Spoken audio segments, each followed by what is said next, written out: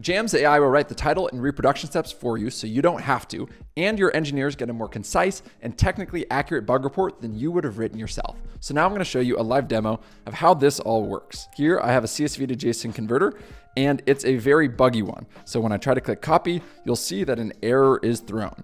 When this happens, I'm going to go to Jam in the upper right, and you're going to see that I can take a screenshot, I can record the tab, or do what we call an instant replay, which means that you don't need to reproduce the bug. So after clicking that, you're going to see we could play back the issue like a video, and you see that where the error comes up here, and on the right, you're going to see our newest AI feature. So here we see server error on the copy action, which I can click tab to accept. I can click tab again to get the reproduction steps, click tab, and then we're ready to create the ticket.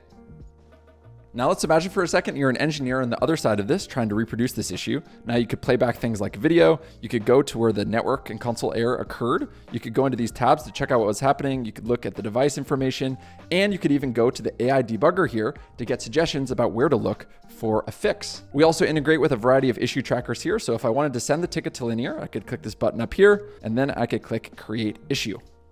When I open this up, I see all the information that you'd need to go in and to fix the error, and I could go back to that Jam link to go inspect the video. All these features are now live in the product, so go check them out yourself. And if you're new to Jam, go to jam.dev to download the browser extension, and you'll be creating these AI-powered bug reports in less than 5 minutes, maybe even less than 2 minutes. I know I speak on behalf of the team when I say I'm so excited for you to try this out for yourself, and I hope this means you'll have more time back in your day to build for your customers.